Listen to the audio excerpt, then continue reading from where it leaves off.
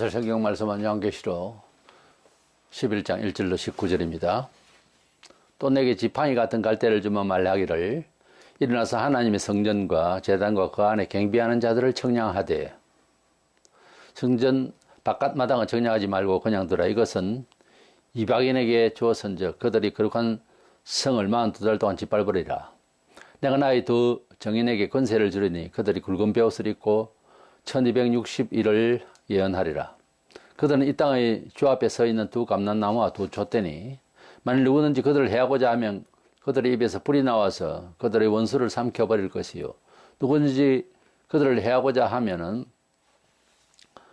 반드시 그와 같이 죽임을 당하리라.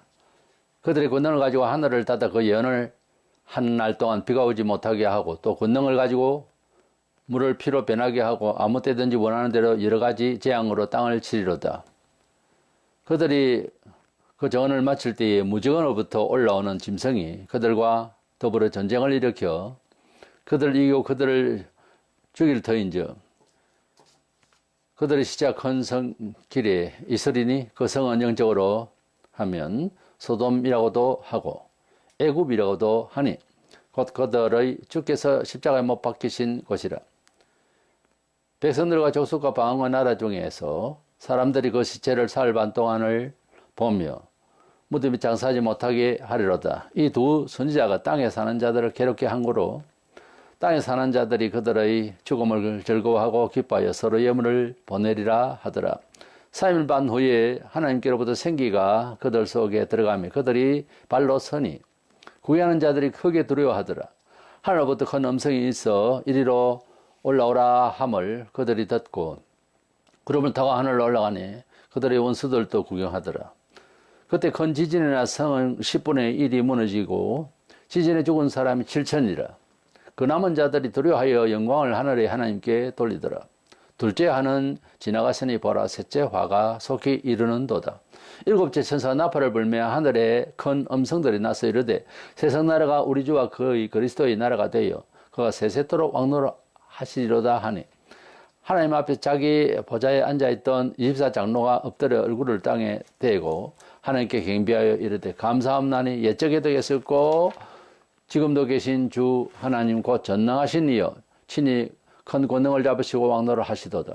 이방인들이 분노하며 주의 진노가 내려 죽은 자를 심판하시며 또 선지자들과 성도들과 또 작은 자든지 큰 자든지 주의 이름을 경외하는 자들에게 상 주시며 또 땅을 망하게 하는 자들을 멸망시키실 때로서이다 하더라. 이에 하늘에 있는 하나님의 성전이 열리니 성전 안에 하나님 언약궤가 보이며 또 번개와 음성들과 우레와 지진과 큰 우박이 있더라. 아멘. 본장은 계시록상에서 한 중간쯤 되는 그런 진행 과정에 어떤 두 특출한 정언자가 나타나서 적그리스도를 상대를 하고, 이래서 복음을 전가하다가 죽임을 당하고 사흘 반 만에 다시 또 살아서 또 하늘로 올라가는 이런 장면이 나옵니다.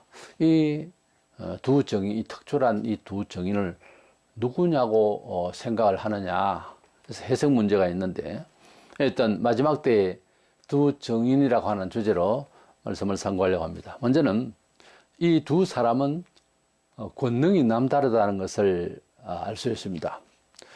두 정인을 주로 이제 복음주의자들은 교회로 이제 상징한다, 그렇게 이해를 합니다. 그러나 온 교회가 엘리야와 같고 모세와 같은 그런 권능을 다 행사하느냐는 겁니다.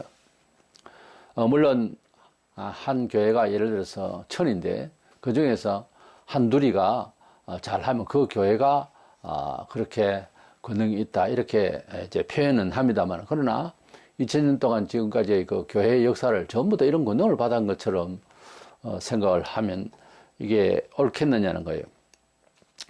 또 온 교회, 지상교회가 2000년 동안 어떤 때는 교회가 너무 다운돼서 믿음이 거의 뭐 상실되다시피 하는 그런 경우도 있고, 또 어떤 때는 부흥이 되고 이랬는데, 이 두 정의는 그런 상황이 아니거든요. 그래서 온 교회라고는 보기에 옳지를 않습니다. 이 두 정인은 대환란기에 일어나는 특별한 두 정인으로서 두 사람으로만 봅니다.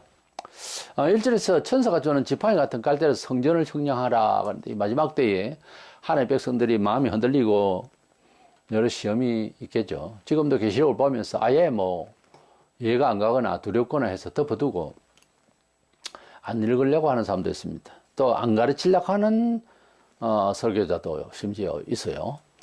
그러나 깔대로 성전을 청량하는 모습은 하나님의 백성들을 확실하게 구원할 것을 이렇게 청량한다는 것은 그 구원할 것을 확인하는 과정을 말합니다. 그래서 대환란기에 들어갈 때에 우리의 믿음이 긴가민가가 아니고 지금처럼 나태한 것이 아니라 정말 요즘 얼마나 나태합니까? 그때는 아주 긴장이 분명히 되어서 사람을 세워놓으면은 버스를 타든 뭐 해도 어떤 장소에서 뚜렷하게 표가 날 정도로 말을 하고 행동을 하고 행동거지가 다릅니다. 이래서 하나님의 백성다움이 확실하게 드러날 거예요. 말세가 되면은. 그렇게 하나님께서 구원받을 사람을 아주 명확하게 하기 위해서 자를 탁탁 잰다고 하는 그런 뜻이에요. 성전 밖마당은 청량하지 마라 이랬는데 성전 청량하고 성전 밖마당은 왜 청량하지 않는가? 성전 밖마당은 이방인들이 떨이고 그래서 불신자가 되고 또 하나님을 대적하는 자가 되고 또 멸망받을 자라 할까요? 이런 사람들은 혹시나 구원받을까 하고 자로 재는 것이 아니고 아예 재지 마라 그랬습니다. 그래서 구원받을 자와 구원받지 않을 자가 종말에 되면 아주 뚜렷하게 될 것을 우리가 좀 체험할 수 있는 단계에 이를 것이라 이렇게 보는 것입니다. 두 사람이 권능을 받아서 1260일을 일을 했다고 하는 내용이 나와요.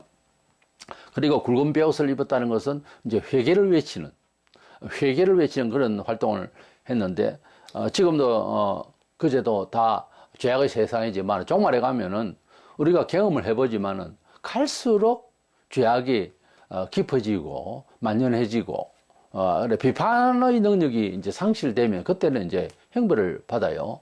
우리 성도들도 본성이 있어서 예수님을 구주로 믿긴 한데 우리 죄를 위하여서 십자가에 돌아가시고 부활하신 것까지 다 알고 재림하실 것까지 다 안다고 하면서 우리의 몸이 완전 성화가 안 됐기 때문에 사람마다 다 교육 과정이나 환경 따라서 근성이라는 게 죄의 근성이 이제 뿌리 깊이 있어요.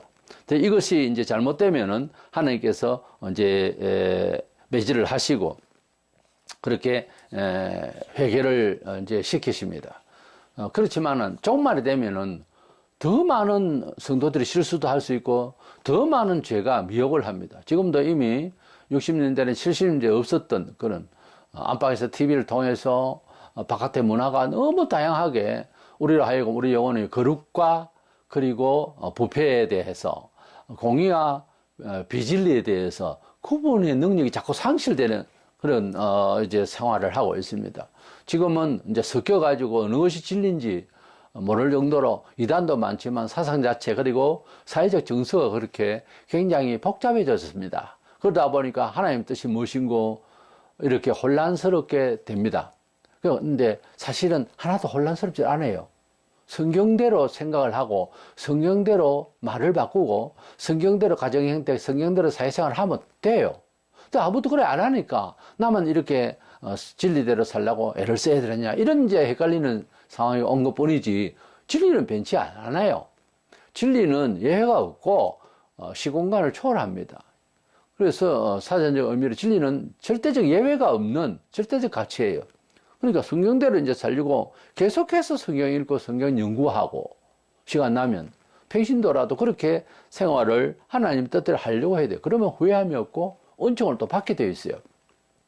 사회를 불평하고 사회를 따라가고 교회를 불평하고 이렇게 하면 더 영혼이 어두워질 수밖에 없는 확률이에요. 때문에 하나님의 말씀을 더 사모하는 성도들이 되기를 원합니다.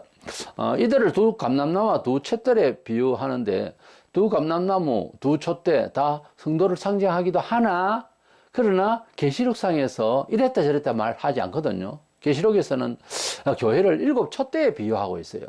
우리 주님께서 이제 사도들과 그리고 제자들을 이제 전도를 보내실 때에 마태복음 6장 7절, 누가복음 10장 1절에 보면은 12 제자도 둘씩 묶어서 이제 보내고요.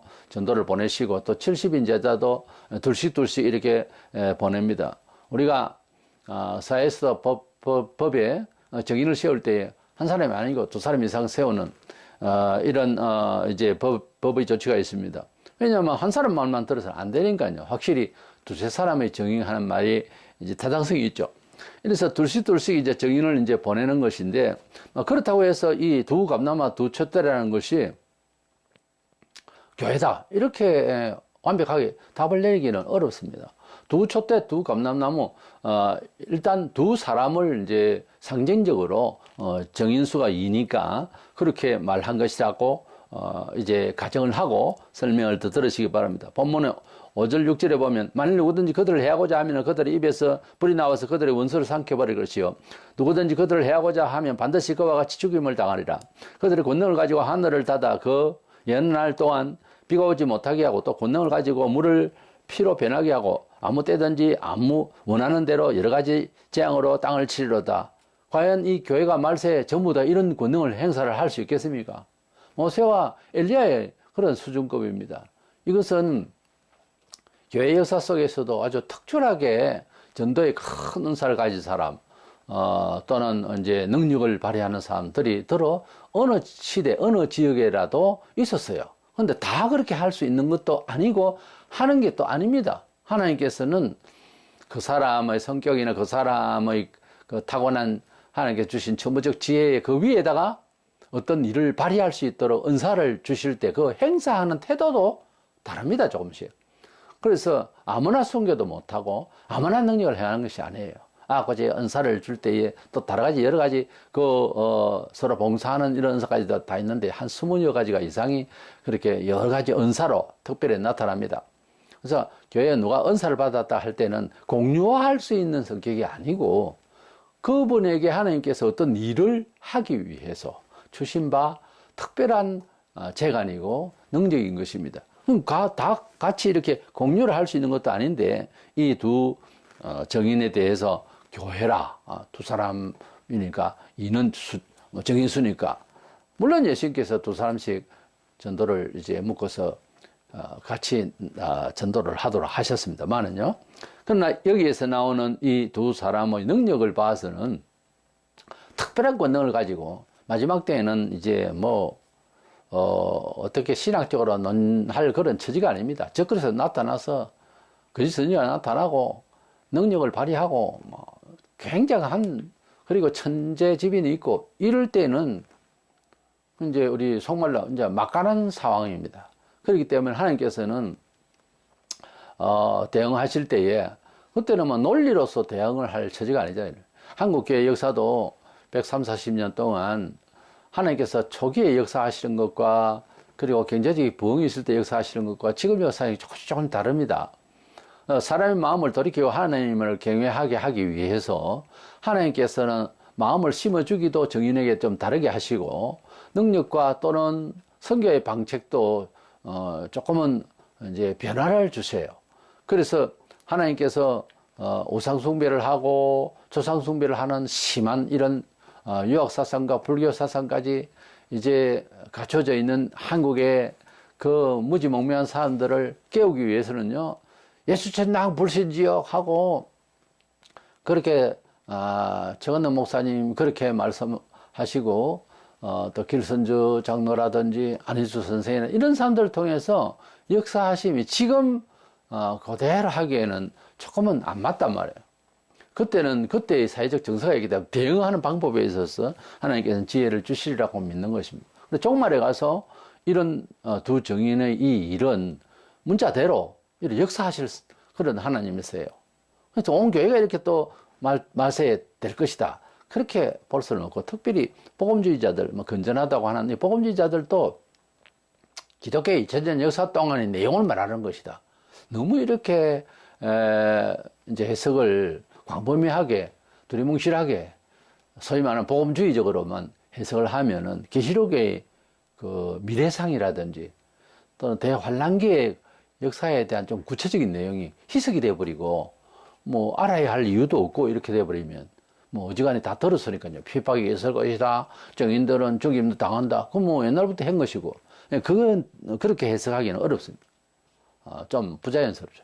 이 내용은 두 정인이 특별한 사람이 마지막 때에 나타나서 모세와 엘리야의 급의 역사를 할 것이라는 것을 우리가 보게 되는 것 같습니다. 출애굽기 27장 20절에 보면 모세와 아론이 지팡이를 들어 하수를 치니 그 물이 다 피로 변하고 이런 내용의 말씀이 있고요. 모세의 그 역사를 보면 열왕기상 17장 2절을 보면 엘리야가 아합에게 가다 내 말이 없으면 수년 동안 우로가 있지 아니하리라. 정말 비가 오지 아니하고 또는 비가 오고 하는 이런 천지의 어떤 자연을 하나님이 뜯어내서 기도로 역사를 하는 그런 여호수아가 태양을 머무르게 하고 하는 이런 역사와 같은 특별한 역사는 흔하게 할 이유도 없고 그렇잖아요. 사람이 사람다움의 정서와 도덕과 질서라는 게 있습니다. 그런데 특별 조치로서 하나님께서 역사하실 때도 있는 거예요. 근데 그걸 오해하고 이적주의라는 것이 바로 그겁니다. 뭐 편안한 가운데 열심히 일하면 될 거를 그냥 가만히 앉아서 기도만 하고 기적을 바라. 그게 이제 신비주의인 거예요. 하나님의 뜻을 오해를 해서 그래요. 우리는 지극히 정상적인 사회 생활 가운데서 극한 상황이 혹 발생할 수가 있어요. 그때에 발휘해야 될 주시는 하나님의 기적이 이제 따라야 되겠죠. 예. 경우에 따라서 그런 일이 지금도 얼마든지 있겠지만 그런 주의로 나가는 것은 기복주의 소위 그리고 신비주의가 되는 겁니다. 오해가 없으시기를 바라고요. 모세와 엘리야 혹은 죽음을 보지 않고 올라갔던 에녹, 엘리야 이런 사람들이 앞으로 말세에 나타나서 마지막 때에 이제 역사를 할 것이다. 이런 언지가 있어요. 그건 예언이 없어요. 그렇게 올라가고 모세도 능력을 해가고 그 시체도 어디 갔는지 모르겠다 하고 뭐 이러니까 짐작을 그냥 모세와 엘리야가 내려오지 않겠느냐 혹은 에녹이 내려오지 않겠느냐 이렇게 하늘로 올려오진 이 세 사람에 대해서 이렇게 궁지렁궁 하는 것은 그냥 우리 짐작이지 그렇게 될 것이다라고 말하는 것은 아주 자기가 신비하게 성경을 해석하는 척하는 오해입니다. 없는 말은 지어낼 필요가 없죠. 혹시 내가 마지막 때에 이들을 위하여서 하늘에 이제 이들을 불러서 내가 두었다 라든지 또는 사도를 통해서 뭐 예언이나 서신에서 에녹과 엘리야와 모세 이 사람에 대해서 무슨 말을 하든지 해야 되는데 전혀 그런 말이 없습니다. 그런데 그 사람들이 올 것이다 라고 말하는 것은 괜히 선지자처럼 말하는 거죠. 그 짓을 하면 안 돼요. 정확히 성경에 없는 말을 이렇게 하면 되겠습니까? 이제 두 번째 제가 나서 이 두 정인은 죽임을 당하고 다시 살아서 하늘로 올라가는 장면과 뒤에 또 말세에 일어날 환란의 기사가 있기 때문에 이 사람은 대환란 중에 나타나는 인물이지 교회의 역사 전체라든지 교회 역사 전체면은 두 사람이 죽었다가 올라가는 걸 부활이라고 하면은 그 뒤에 일어나는 일들 성도들이 나오고 고난을 받고 이건 뭐요? 그렇기 때문에 교회라고 할 수가 없는 거예요. 적그리스도부터 그가 복음을 전하다가 죽임을 당하는데 그 시체를 빨리 치워야 되는데 지금 메카에 있는 그 아라우나이 타작마당인 예루살렘 성터가 있는 그곳에 마지막 때의 환란의 성전이 있을 것입니다. 그 성전에 적그리스도가 들어앉아 자기가 신이라 하고 선포하게 될 것인데요. 그곳에서 이제 활동을 주로 하다가 죽습니다. 그러다 보니까 그 성전이 이미 타락한 그런 소돔 고모라 같은 동네고 또 이미 그 성전 주변 적그리스도의 국의 중앙이 되는 그곳은 이미 애국 같은 곳이 되고 그렇습니다. 그렇게 이제 지금 표현을 하고 있어요. 이 길가에다가 오고 가는 사람들 다 보라고 두 정인을 내둥덩이 쳐서 길가에 버려져 있습니다. 그 많은 사람들이 이제 그 예수교인들 그 못돼 먹은 두 놈이 죽었다 뭐 이런 식이 되어서 아주 희열을 금치 못하고 서로 예물을 서로 보내고 뭐 좋아라 하는 이런 상황이 벌어져요. 정말 이 두 정인은 말세에 적그리스도의 영에 맞서서 정말 하나님 역사를 한 것이 맞아요. 그러니까 얼마나 부담이 됐으면 이 악한 영들이 또는 악한 시민이 얼마나 부담이 되었길래 서로 예물을 서로 막 나누면서 이제 지독한 이런 교회에 이제 정인을 주겠다고 그렇게 기뻐하겠습니까? 뭐 별 크게 역사성도 없는 사람 죽여놓고 기뻐할 일은 없잖아요.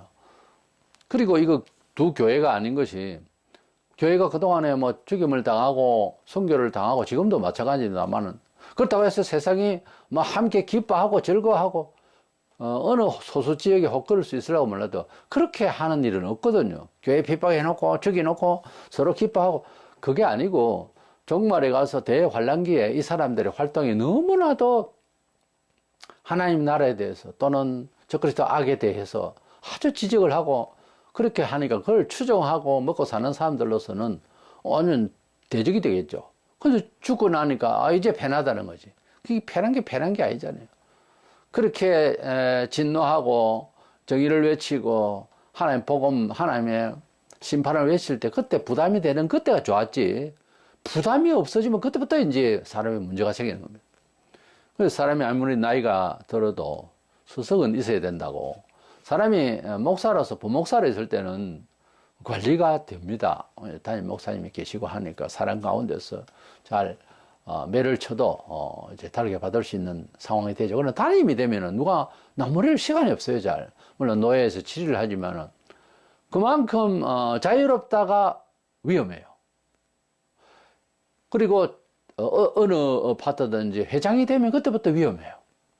사람이 내가 잘났네 할 때부터 위험한 거예요. 우리 일상의 시민이 살아갈 때도 항상 내 위에 누가 있다, 나를 누군가 관리를 한다, 이런 개념이 서 있어야 되는 거예요. 또는 언제나 스승이 있으면 좋고요. 나는 최고다, 나는 공주다, 왕자다, 나는 최고다. 그때부터 이제 망하는 거예요. 사람은 죽는 날까지 나 위에 선의의 뜻이 나로 하여금 지배할 수 있도록, 바로 우리 성도들 하나님 말씀이, 예수님이 계시니까 항상 나의 스승은 예수님이요, 나의 주는 예수님이요, 나의 왕은 예수님이시다. 그럼 나는 신의 입장에서 있으면 겸손해지잖아요. 근데 내가 내내 이럴 때부터 이제 문제가 생기는 거예요. 제가 그러는 한국계 교인들 90% 내가 내내 이렇게 하고 살았어요. 그리고 살고 있고 지금도. 아닌 것 같습니까?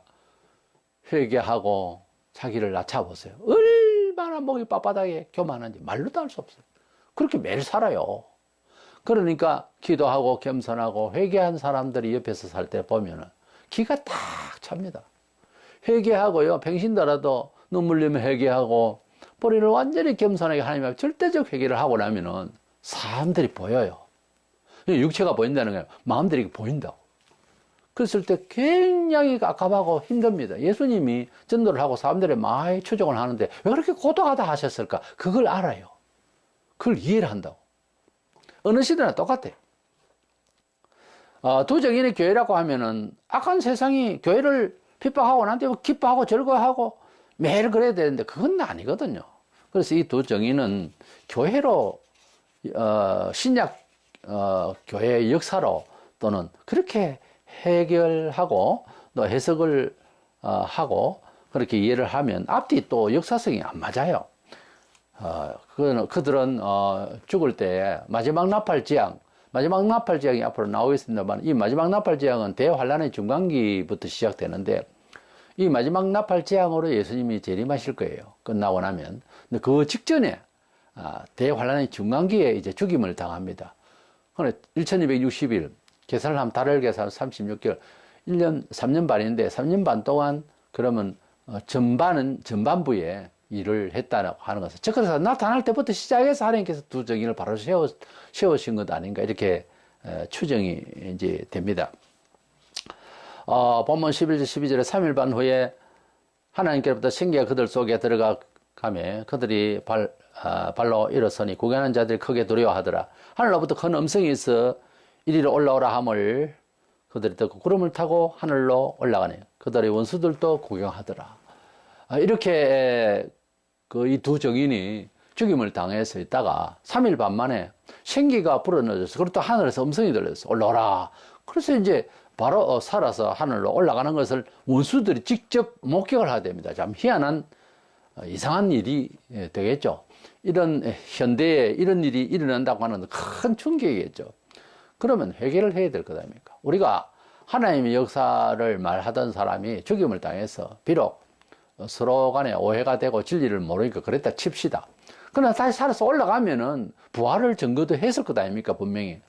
그러면 사실거나 하고 해야 되는데 해결을 안 해요.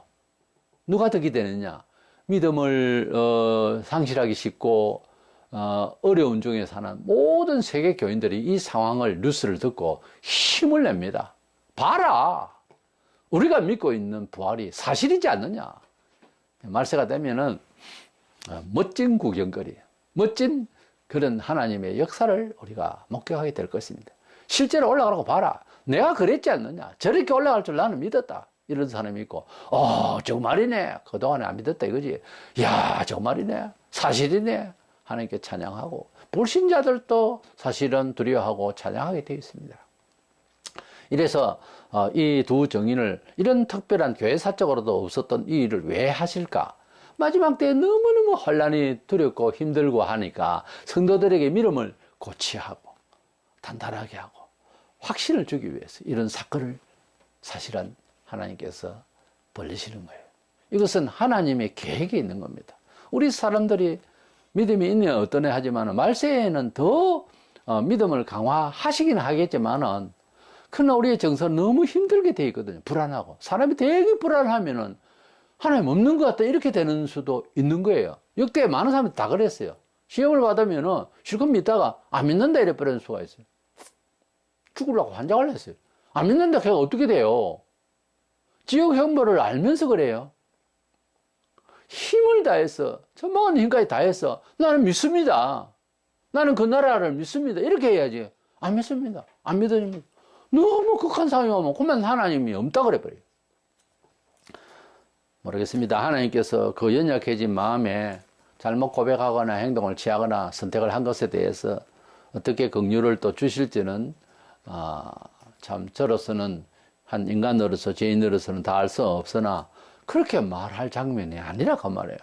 하나님 나라는 현실을 경험한 것보다 더 확실한 것이 안 봤지만 사실에 입증한 자료를 너무 많이 봤어요. 오늘날 지구촌이 이렇게 삶을 살면서 데이터 없이 사는 일이 참 많아요. 막 소문만 듣고 귀가 얇아서 물건을 사고 뭐 하고. 근데 하나님의 나라에 대한 데이터는요, 2000년 동안 어마어마합니다. 증명 자료가. 내 삶에 있어서 내 이력을 쓰고 내를 아는 친구와 부모와 누가 말하는 것보다 하나님이 나를 안다, 하나님이 나를 어떻게 아신다 함을 내가 적으면 훨씬 10배는 더 많아요. 그만큼 자아를 돌아보고 그렇게 명확하게 알게 하는 것은 성경밖에 없어요. 성경이 가장, 왜? 하나님이 지으신 사람이기 때문에 뭔가 잘못되어 있는 부분에 대해서 방황을 하고 종교에 기이하고 이런다고 되는 게 아니고 사람을 지으신 하나님의 내용을, 성경을 보면 나를 하나 MRI 찍듯이 보이게 되는 거예요. 그렇기 때문에 어쩜 인생을 살면서 여러 가지 간접, 직접 경험하고 읽고 보고 듣고 누가 나를 알고 하는 것보다 더 사실은 천국입니다. 지금 천국을 안 갔지만은 더 명확한 사실은 내가 예수를 알고 예수님이 나를 아신다는 이 확실한 상황입니다. 내가 어떤 친구를 안다 할 때 그 친구는 또 나를 어떻게 안다. 이 암보다 더 확실하게 아는 것은 주와 나 사이의 이 알미 더 확실한 겁니다. 왜냐하면 말씀드린 대로 증명자료가 너무 많아요. 2000년 동안에는. 때문에 우리는 천국을 부인한다는 것은 이건 뭐 정신이 헷가닥 하지 않는다면 할 수가 없는 상황이에요. 아무리 우리가 용기가 부족하고 죽음이 두렵게 해도 너무 사실을 옷 입었는데 너무 사실이 심장에 박혔는데 어떻게 그걸 부인합니까? 부인할 수가 없는 거예요. 꿈이라도 부인해서는 안 됩니다. 힘을 다해서. 또 어떤 사람은 이 대환란의 중간기에 두 사람이 죽었다 올라가니까 교회가 중간에 휴가할 것이다. 666의 대환란은 너무 무서우니까. 별의별 소리를 다 해요. 중간 휴거설이라고 또 나와요. 그러니까 지식적인 인지력의 부족이라기보다 신앙 양심 문제라고 봅니다, 나는. 신앙 양심이 바르면은 돼요. 효도를 할 때에 자, 보세요. 뭐 교육을 해서 효도를 하게 한다, 효도의 당위성을 말한다 하는 것까지도 좋은 이야기입니다. 그런데 요즘같이 교육 많이 하고 교육 잘 돼 있고 잘 가르치는 때가 어디 있습니까? 그런데 효자가 많습니까?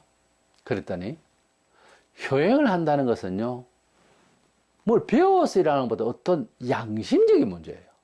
사람이 가지고 있는 지적 문제가 아니고 어떤 양심의 문제라고. 내 마음이, 그저 내 마음이 부모님이 고맙다, 감사하다. 이 마음이 먼저 와야지. 지식적으로 부모를 낳아서 돈을 얼마 들여서 키워서 했기 때문에 너는 봉사해야 된다, 감사해야 된다.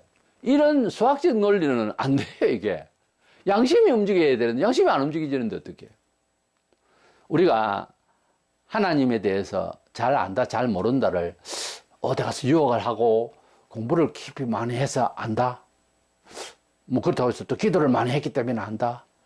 그것하고 다릅니다. 하나님의 뜻을 아는 것은 성경에 나오잖아요. 고난을 격려하거나 한데 알아요. 고난이 왜 격려를 합니까? 십자가적 삶, 성경적 삶은 지상에 경험되고 있는 삶과 어떻게 보면 직각을 이루어요. 힘들어요. 부딪힌다고. 근데 그것을 부딪혀도 하나님 말씀 쪽이 맞다라고 하는 개념이 딱 서 있기 때문에 끝까지 가요.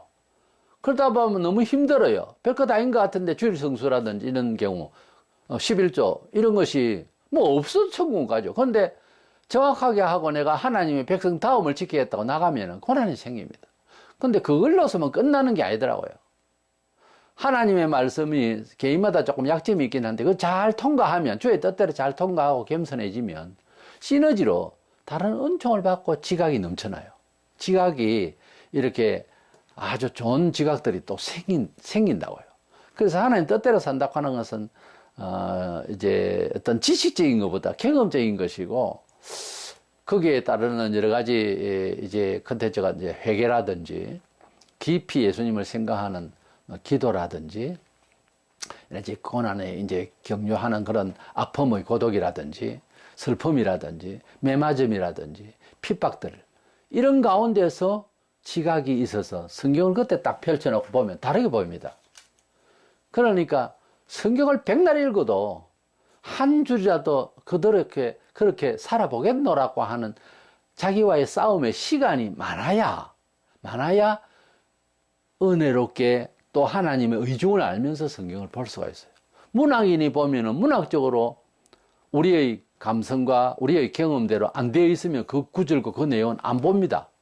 앞으로 이렇게 누가 선교를 했더니 그 다음에 가서 보니까 주었던 성경이 이리저리 찢어지고 어떤 사람 껍데기 막았고 왜 그랬냐. 안 믿어지는 건 버렸다는 거예요. 근데 전체적으로 볼 때는 안 버린 것이 훨씬 많더랍니다. 우리는 찢지는 않았지만은 그 절반 이상이라도 믿어야 믿기는. 그러니까 우리가 하나님의 말씀을 이해한다고 하는 것은 지적인 수준하고는 다릅니다. 사회운동가들이 성경을 보면요, 뭐 예수를 행명만 알아요. 그래서 우리 예수님을 안다고 하는 것은 일반 지식하고는 다른 게 양심을 가지고 이야기를 하자는 겁니다. 하나님 앞에서 은혜를 받고, 은혜 받는 비결은 환난을 통과하고 어려움을 받아야 됩니다. 왜 받죠? 성경대로 살려고 애쓰면 반드시 어려움이 오고 어려움을 통과하면 눈이 열려요. 그때 성경을 보는 것은 달라요. 어떤 과정에서 100m 이제를 놓고 달리는데 50m 전방에서 너무 고통을 받았어요. 그래서 100m에 도달했습니다. 다시 와서 뛰려고 저 100m를 바라볼 때 마음이 달라집니다. 왜? 중간에 다른 어떤 경험을 했거든요. 이게 시각이 달라지고 인지도가 완전히 바뀝니다.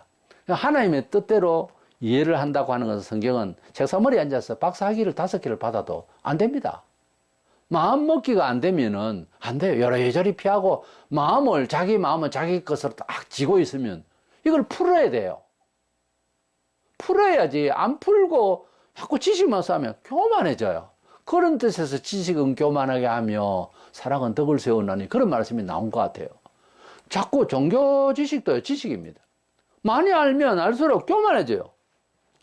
이래서 이 두 정의는 죽었다 살아서 중간에 대환란의 중반기에 3일 밤 만에 살아서 하늘로 올라갔습니다. 이것을 모든 교회의 보편적인 교회로 이해를 시키기에는 너무 안 맞습니다.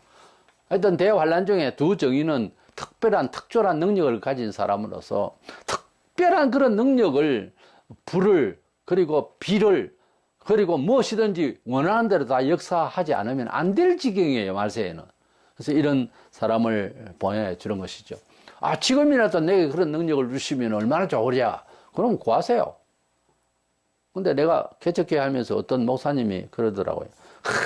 내가 능력만 주시면 말이지. 금방 부흥식 시대인데 능력을 달라고 그렇게 기도하고 있습니다. 그래요. 근데 내가 그랬죠.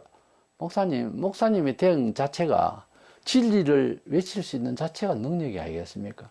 아, 그건 그렇지만, 그건 그런 게 아니라 그게 전부입니다. 라고 했지만, 그래도 내가 그랬어요. 또 그렇게 구하니까 뭔가를 주시겠죠. 이렇게 하고 제가, 대화를 그렇게 했는데, 우리가 은혜를 받아야 되기도 하고, 능력을 받아야 되기도 해요. 성령의 충만하면 진리로 반드시 이루어집니다. 뭐, 영의 충만을 받았니, 신비를 받았니 하는 이단들이 얼마나, 그거 성령 받은 거예요? 아니잖아요. 악령이 하나님을 흉내내기 위해서 이상한 신기를 발휘하게 하는 그거에 매몰되면 안 됩니다. 이렇게 3일 반 만에 두 정인이 길에 버려진 시체가 아주 살아서 하늘로 올라가는 장면을 많은 사람들이 다 보게 되는 거죠. 이것은 왜 그런가? 예수님께서 요한복음 11장 25절에 예수께서 이르시되 나는 부활이요 생명이니 나를 믿는 자는 죽어도 살겠고 하신 말씀을 말세에 자꾸 믿음이 상실되어지는 성도들이 확인하라고. 그 두 사람의 영광을 위해서도 아니고 그 두 사람이 뭐 교회 사적인 어떤 일을 위해서가 아니라 그때에 살아있는 성도들이 곤란을 당하고 힘을 잃을까. 이 두 정인을 통해서 말씀으로 예언하는 게 아니라 직접 보여주는 거예요. 예수님께서 성천하셨잖아요. 3일 만에 부활하셔서. 이들은 부활했다는 말은 없어요. 다시 살았다는 거예요. 살아가지고 산채로 올라가는 거예요. 그것을 보고 이 부활은 확 사실이다. 이거는 제 영생의 날에 가는 것은 사실이다. 이렇게 믿도록 믿음이 약해지니까 우리 지금도 우리 모든 이제 성도들이 가져야 할 것은 안 믿는 사람 혹은 믿는 가운데 있는 사람도 믿음의 차도가 다 달라요. 그 믿음이 부족한 사람은 믿음을 가질 수 있도록 격려를 하고 조금씩 영적 교육에 조금씩 믿어질 수 있도록 어떤 상징적인 것을 자꾸 보여줘야 돼. 그 중에서 예를 들어서 뭐 간증 설교를 한다든지 간증을 한다든지 이러면은 아, 그럴 수 있겠구나 하는 생각을 남의 일이지만 내 일이 될 수 있다는 생각을 북돋우게 되죠. 그래서 나는 교회에서 간증이라는 게 굉장히 중요하다고 봐요. 전도할 때도. 우리가 믿음을 이렇게 올리는 것은 그런 기회를 어떻게 엿볼 수 있어야지 크게 없이 있으면 원체 사람은 원래 영 안에 어둡기 때문에 뭐 그냥 흰 거는 종이요 검은 거는 글이라고 성경책을 그냥 책으로만 읽는단 말이야. 왜 내가 그것이 확실하라면 시간이 지나면 다 잊어버려요. 그러니까 살아 역사해야 되거든요. 하나님의 말씀은 생명의 말씀, 살아있는 말씀이라 했잖아요. 또한 생명을 역사하는 말씀이거든요. 그러니까 읽고 오늘 또 성경을 읽고 내일 또 매일 성경을 읽으면서 어느 시 어느 중에 구절이 딱 떠올라야 됩니다. 구절이 나로 하여금 지배해야 돼요. 그게 진짜 성경의 효과인데 나 많이 읽었다. 백독을 했다. 하면 뭐 하겠습니까? 물론 백독을 할 정도 같으면 간절히 사모했겠죠. 근데 성경을 엄청 읽고 성경 연구를 그렇게 많이 한 예를 들어서 독일의 불트만 신학자는 부활이 없다 이래요. 참 사람 환장합니다. 그렇게 읽고 부활이 없다 하는 놈도 있고 글자도 모르고 그저 주신 말씀 은혜 받아서 아주 지혜롭게 생각이 바른 옛날에 난 놓고 기억자도 모르는 할머니도 있었어요. 그러니까 이게 믿음이라고 하는 것은 어떤 양심적 작용이고 작든 크든 진리대로 산다고 하는 고난 가운데서 이게 안착이 되는 거예요. 믿음이라는 것은. 그래서 우리가 하나님의 말씀을 대할 때 들을 때마다 주의 이대로 내가 살 수 있도록 내가 나를 던지게 해 주시고 주의 십자가에 나를 묻어 주옵소서. 이런 마음이 있어야 될 줄로 믿습니다. 그들이 죽고 사흘 반 만에 다시 살아서 하늘로 올라가는 장면 앞에 무슨 일이 있었습니까? 성 10분의 1이 무너지고 사람 7,000명이 죽은 역사가 있습니다. 이것은 이제 하나님께서 행하신 역사인데요. 성 10분의 1이 무너지고 10분의 1은 하나님 것이다 이런 뜻이 있죠. 하여튼 성 10분의 1이 무너지고 그리고 사람 7,000명 1,000이면 많다는 말이고 7은 완전하다는 말이죠. 하나님의 뜻대로 7,000명을 목숨을 앗아가는 물론 불신의 세계 적그리스도의 왕국의 세계 사람들이겠죠. 그렇게 이제 사건이 납니다.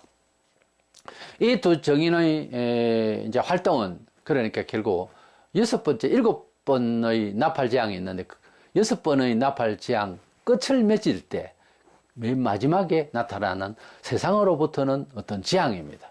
이래서 이 두 정인이 나타나서 역사를 하게 되는데, 그들이 죽고 또 성천을 하고 난 뒤에 대환란의 후반부가 이제 시작되고 있습니다. 때문에 이 두 정인이 한 일을 교회의 전 선교의 시대이다, 역사이다, 이렇게 말한다든가, 온 교회가 이렇게 그때 가면 은혜를 받을 것이라든가 하는 것은 뒤에 이어지는 내용을 봐서는 말이 안 되는 거예요. 또 중간 휴거를 했는데 뭐 뒤에 또 성도들이 고난이 있고 핍박이 있고 저 그래서 일이 있습니까? 아니죠. 예수의 재림은 19장에 가야 있습니다. 우리가 부활 휴가 하려고 하면은 언제 하죠? 예수님 재림할 때 하잖아요. 그것도 부인하고 애매합니까? 그러면 처음부터 다시 배워야 돼요. 그것은 아니고 주님이 재림하실 때 우리가 부활 변화해서 주님을 하늘에서 영접을 해가지고 땅에 올 것 아닙니까? 천년왕국을 이루기 위해서. 그러니까 예수님께서 재림하시기 전에 이제 우리가 부활을 한다는 입장에서, 재림하실 때 우리가 부활한다는 입장에서 볼 때 이 두 정인이 교회라고 해버리면 중간 휴가한다. 휴가하면 예수님과는 중간에 내려와요? 대환란 후반부에 들어갈 때는 공중에서 우리가 같이 있을 겁니까? 안식교가 말한 것처럼 공중에서 뭐 조사심판을 할 거예요? 그러니까 자꾸 억지를 보이고 하는 것은 믿음이 완전히 투신을 안 해서 그래요. 주님 오시는 날까지 계속 보고 있었다가 계속 당하면 당하는 거고, 그렇게 봐야지. 뭘 피해야 될 건데, 좋으신 하나님 나를 복 주셔야 되는데 자꾸 기복주의로 가니까 그건 종교예요. 믿음이 약한 게 아니고 잘못 믿는 거라고. 예수님을 여러 종교 중에 최고로 좋다 이래 믿는 거하고 예수님 밖에 구원자가 없다 하는 거하고 다릅니다. 그래도 예수님이 제일 좋은 교주다 이래 믿는 사람은 구원 못 받아요. 예수 알기를 그렇게 알면 됩니까? 우리나라 대통령이 하는데 이 대통령도 우리나라 지배해도 되고 저 대통령도 우리나라를 지배하면 되는데 지금 현재 대통령이 지배하는 게 제일 좋지 뭐. 그게 말이 되는 겁니까? 이 나라 백성 맞아요? 그건 아니거든. 예수님을 이해를 할 때 제일 잘못 이해하는 거 제일 처음에 예수는 악한 자, 바로 십자가 못 박은 사람. 두 번째는 예수를 4대 성인으로 아는 일반인들의 식견. 예수님이 4대 성인의 동급입니까? 예수님이 석가하고 비슷한 사람이에요? 말이 안 되는 이야기를 하면 됩니까? 사람은 어디 가서 인격 무시로 그래도 나름 그 동네를 위해서, 그 지역을 위해서 희생하고 봉사하고 참 헌신하고 한 사람한테 거지처럼 취급하면 어떻게 돼요? 제대로 안 한 사람한테 맞아 죽어야죠. 그렇게 하면. 안 그래요? 예수님을 만화의 왕이세요. 근데 우리 성인 일반 사람이다? 이렇게 구원받는 사람, 이래가지고서 예수님을 바로 안 하는 사람을 할 수 있어요? 예수님을 잘 모르는데, 그럼 예수님도 잘 몰라요, 그 사람은. 내 예수님 잘 압니까? 예수님 나를 잘 아세요. 그런 관계가 돼야지. 예수님을 잘 안다면, 예수님 우리를 친구라 하셨거든요. 친구가 친구세요. 아, 두 사람 내 친구라고. 그럼 그 사람은 어디 고향이 어디냐? 고향도 모른다. 그게 뭔 친구예요? 예수님과의 관계가 제대로 안 됐는데, 그 예수님을 어떻게 그렇게 마음대로 말을 하고 하는데, 어떻게 구원받은 사람이 예수님과의 관계가 있다는 사람으로 우리가 인정을 하죠, 객관적으로? 말이 안 되는 이야기예요. 이 두 정인은 이미 대환란 전반부에서 1260일 동안 그렇게 일을 하다가 결정적으로 대환란 후반부가 들어가기 전에, 그러니까 마지막 나팔 재앙이 직전에 이 사람들은 극하게 이렇게 이제 정언을 하고 이러다가 죽임을 당하고 사흘 만에 부활해서 올라갑니다. 성천의 해가 올라갑니다. 본문 14절에 둘째 화는 지나갔으나 보라 셋째 화가 속히 이르는듯. 이 둘째 화 6번째 나팔 재앙이었죠. 첫째 화는 다 화지만 5째 나팔 재앙이었고요. 그 6째 나팔 재앙에 들어가는 거죠. 세상적으로는 이 두 정인의 재앙 안에 들어가는 사건입니다. 7째 천사가 나팔을 불 때 이 마지막 재앙이죠. 하늘에 큰 음성들이 나서 이르되 세상 나라가 우리 주와 거의 그리스도와 나라되 그가 세세토록 왕노로 하시리로다 그랬습니다. 마지막 나팔 재앙, 7번째 재앙이 이제 일어나면 그리스도의 나라가 올 것이다. 이렇게 말하고 있습니다. 본장 끝에 19절에 이에 하늘에 있는 하나님의 성전이 열리니 성전 안에 하나님의 언약궤가 보이며 또 번개와 음성들과 우리와 지진과 큰 우박이 있더라 그랬습니다. 그래서 이 장면에서 이 사람이 올라가고, 두 사람이 올라가고, 또 하늘에서 성전이 싹 열리는데 언약궤가 보이더라 그랬어요. 우리같이 지금 큰 우박 소리가 나더라. 이것은 하나님의 계획이, 말하자면 구약과 신약 모든 언약과 하나님의 섭리가 이제 끝이 나는 장면이다 해서 싹 보여주는 겁니다. 저는 어릴 적에 이제 농어촌인데 선창가 앞에 큰 터가 있었어요. 가설극장이라고. 며칠 전부터 와가지고 가설극장 영화를 한다 이제 막 선전이 나와요. 그래 이제 동네에 허가를 받고 그 땅에서 이제 천막을 쳐서 극장을 이제 가설극장을 만들죠. 근데 그때 돈이 지금 돈으로 치면은 이제 가령 5천 원, 만 원인데도 그 돈이 없으니까 희한하게 그 천막 바깥에서 이렇게 볼 수가 없도록 해놨어요. 그리고 기도를 쓴다고 바깥에서 딱 하니 서서 내기에 서서 이제 지키는 사람이 있습니다. 천막 안으로 쏙 들어갈까봐 사람이 무임으로 들어갈까봐. 그래서 서가 있다가 영하 한 15분 정도, 어떤 때는 한 20분 정도 남았을 때에 천막을 거두어줍니다. 이제 바깥에서 서성대고 보지 못한 사람들이 볼 수 있도록 이렇게 활짝 열어줘요. 그러면 처음에는 볼 때는 정말 이제 큰 화면에다가 처음 보니까 그런 걸 촌에서는 영화 끝날 때 무렵에요 천막을 이렇게 싹 거두어주는 것을 저는 기억을 합니다. 자주 그런 일이 있었으니까. 하나님께서 지금 역사를 하시는데 성경이 이렇게 있고 교회가 있고 다 오픈됐는데도 마음의 눈이 어두니까 천막 밖에 있는 사람 마냥 사람들이 산다고요.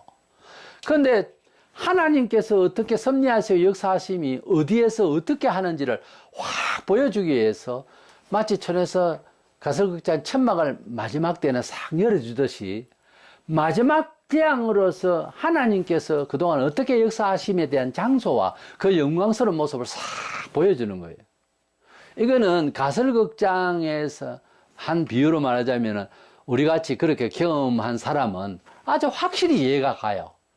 그 마무리할 때쯤 되면 천막을 싹 열어주거든요.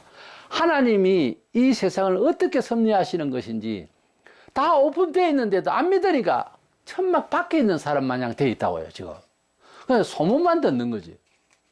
근데 나중에 싹 걷어주니까 모든 것이 하나님의 보좌로부터 다 흘러나오고 우리 소리도 나오고 번개 소리도 나오고 그 모습이 보이는 거예요. 하나님의 역사가 이제 마무리된다 이거죠. 그래서 마지막 나팔장 이제 곧 제가 설명을 올릴 것인데 이렇게 재앙이 있을 때에 그 대환란의 마지막 재앙 직전에 더 무서운 재앙이 지금 마지막 나팔 7번째 재앙인데요. 이전에 두 정인이 사화를 하는 것을 죽었다가 다시 살아서 재생돼서 하늘로 올라가는 것을 온 세계가 성도들이 인지하게 되고 보게 되고 해서 더 힘을 얻도록 하셨다는 거죠. 그래서 우리는 어떤 개인의 삶이나 모든 일에 있어서 희망찬 메시지를 줄 수 있는 의무가 있어요. 우리 예수님이 희망이고 또 삶에 있어서 직접적으로 좀 도움이 된다면 우리 자신을 정말 피를 뽑더라도 그를 살릴 만한 이유가 된다면 그런 정도로 우리가 메신저가 되고 직접적으로 우리가 그런 사람이 이 두 정의는 죽었었잖아요. 우리를 통하여 역사하심을 그래서 우리가 힘이 되어주고 희망이 되어주는 그런 정말 등대불처럼 우리가 등불빛처럼 그렇게 이 사회에서 되라고 주님이 빛과 소금이 되라 말씀을 하신 거예요. 거기에는 희생이 없이는 또 거기에는 하나님의 역사가 없이는 불가능합니다. 그 일이. 인생을 그저 어느 정도 가르치는 사람을 성현인이 여전히 하지만 세월이 흐르면은 그 성현군자들도 다 사라지고 기억조차 없어집니다. 그거 가지고 살아보니 알거든요, 다가. 그러나 2000년 동안 기독교의 이 복음의 내용은 하나님의 진리는 변치 않습니다. 이걸 변개하려고 노력하는 사람들은 다 화를 받았어요. 안 되는 거예요.